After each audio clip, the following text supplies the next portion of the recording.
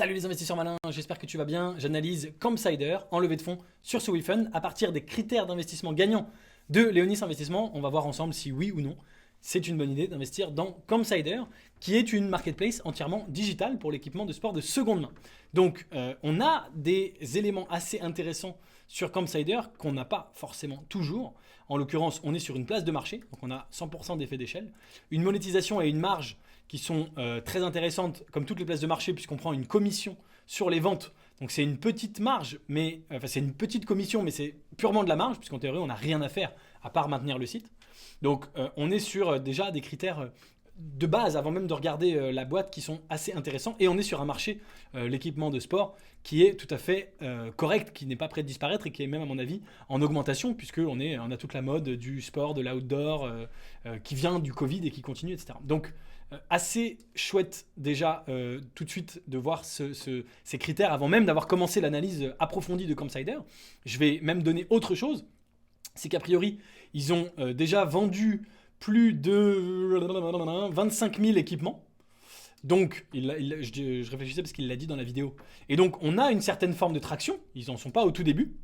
Et donc, parce qu'ils ont une certaine forme de traction et qu'ils ont 150 000 sportifs et 200 000 produits à la vente, ils ont ce qu'on appelle les effets de réseau d'une marketplace. Donc, ils ont un avantage injuste, finalement. Encore une fois, avant même d'avoir commencé à regarder, enfin, on a regardé juste là les quelques chiffres, ils ont ce qu'on appelle cet effet de réseau. C'est-à-dire, qu'est-ce que je veux dire par là? Quand tu veux louer un appartement, qu'est-ce que tu fais?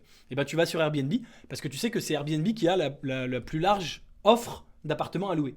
A l'inverse, si tu as un appartement et que tu veux le mettre en location, où est-ce que tu vas le mettre? Tu vas le mettre sur Airbnb, parce que tu sais que c'est là où il y a le plus grand nombre de demandes de voyageurs qui cherchent à louer des appartements. Donc, à partir du moment où on a une taille critique, ça devient un avantage injuste en tant que tel, puisque tous les acheteurs et tous les vendeurs vont à cet endroit-là parce que c'est le plus simple.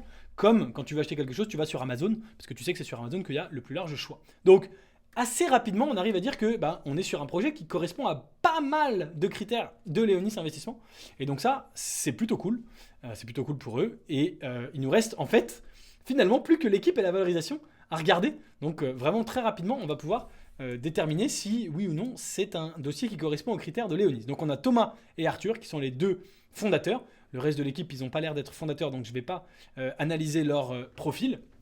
Ils ont Marc Ménassé comme advisor, si je ne dis pas de bêtises. Founder Future, c'est eux qui ont racheté Sowifund, donc je pense qu'ils ne sont pas là par hasard. Mais c'est tant mieux d'avoir des projets comme ça sur Sowifund. Alors j'allais dire des projets de qualité, on va voir, on n'a pas fini, mais pour l'instant déjà sur ces critères-là, on est quand même pas mal. Alors je voudrais quand même voir le marché, si je cherche ce qu'ils disent sur le marché, de plus en plus d'adeptes, 86 milliards d'euros dépensés en 2022, plus 20% par an. Donc on est sur un marché en croissance. Et qui est quand même à 86 milliards, donc qui est quand même pas mal. Ceci dit, ouais, c'est en Europe, 86 milliards. J'aimerais beaucoup savoir combien il fait en France, parce que je ne pense pas que Campsider soit dans toute l'Europe, mais peut-être que je me trompe. D'ailleurs, on va tout de suite aller vérifier Campsider. Est-ce que Campsider est en Europe ou pas? Voyons voir ça. Devenez actionnaire. Bon, voilà, ils l'ont mis en grand. Bon, pourquoi pas. Avis sur Trustpilot. 100 000 annonces vérifiées. Paiement 100% sécurisé. Est-ce qu'on a les autres langues? Non, ça n'a pas l'air. Ça n'a pas l'air. Donc, ça a l'air d'être quand même franco-français pour l'instant. Ce qui n'est pas, grave. Mais du coup, quand tu me dis, oui, c'est un marché qui fait cette taille-là en Europe, c'est bien beau. Mais moi, je voudrais savoir quelle est la taille du marché en France. Bon, ceci dit, on est un marché en croissance, donc c'est pas mal. Alors, les profils. On a Thomas. Donc Thomas, il a fait l'EM Lyon. Donc profil visiblement. École de commerce. D'accord. Là, l'EM Lyon, d'accord, 2016-2020. Et ensuite, il a bossé dans des banques, dans machin. Il n'a pas monté de boîte avant Campsider. Donc, ok. On a son associé Arthur qui a fait HEC. Donc là, on a deux. Malheureusement, ça c'est dommage parce qu'on a deux profils. Je perds mes mots. Deux profils commerciaux, pardon. Même si ici, je vois un tout petit peu de 42. Donc peut-être qu'Arthur rattrape un tout petit peu Le côté fait peut-être un peu office de CTO, mais et il n'a pas d'expérience entrepreneuriale préalable non plus. Donc là, a priori, on serait normalement sur un critère négatif sur l'équipe, puisqu'ils ne sont pas complémentaires et ils n'ont pas d'expérience. S'ils sont que complémentaires mais qu'ils n'ont pas d'expérience, je mets vert. S'ils ne sont pas complémentaires mais qu'il y a une expérience entrepreneuriale, je mets vert. Mais là, on n'a aucun des deux, à part ici, visiblement, peut-être un tout petit peu de 42. Mais un petit peu de 42, ça fait pas vraiment une formation non plus 100%, 100% technique, sachant que derrière il a pas bossé en tant que développeur. Il avait fait un peu de 42 puis qu'après il avait été développeur pendant des années. J'aurais dit ok. Là c'est pas le cas. Donc sur l'équipe je mets plutôt négatif. C'est un peu sévère. Je pense qu'ils sont très talentueux ces deux fondateurs. En plus HEC évidemment c'est une très bonne école. Je crois que c'est la première école de business en Europe ou quelque chose comme ça. Donc là-dessus, il n'y a pas de souci. EM Lyon, c'est une très bonne école aussi. Il y a des belles boîtes, BNP Paribas. Qu'est-ce qu'il y a eu là ici? Voilà, le Trésor public, Lagardère, etc. Donc c'est un peu sévère de mettre rouge, mais la règle, c'est la règle. Pas d'expérience entrepreneuriale, pas de vraie complémentarité. Donc ici, je suis désolé, je mets rouge. Et il nous manque plus qu'un critère déjà, hein, ça va être une vidéo expéditive et c'est pas grave, je veux pas vous faire perdre de temps à me regarder plus longtemps que nécessaire. Donc on a un chiffre d'affaires l'année dernière de 80 000 euros. Cette année, non pardon, on est déjà en 2024. 2022 c'était il y a 2 ans.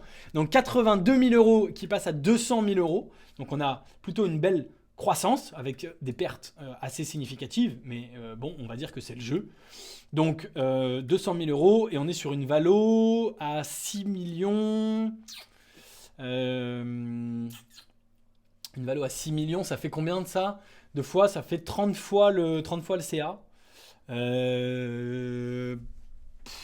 Ouais, limite. Allez, on peut dire. Pour un business comme ça, je serais prêt à dire que, puisque tout le reste est au vert, presque tout le reste est au vert, je serais prêt à dire que ça va encore. C'est clairement cher, 30 fois le CA. Mais on a des boîtes sur ce site ou ailleurs valorisées 2-3 millions qui font pas 1 euro de CA. Donc là, il y a 200 000 de CA, c'est pas rien. Ils prévoient 800 000 cette année, ça n'engage que ceux qui les croient. C'est ce que je leur souhaite, mais on n'en sait rien. Mais ce qui est fait, c'est les 200 000. C'est cher, mais c'est encore jouable.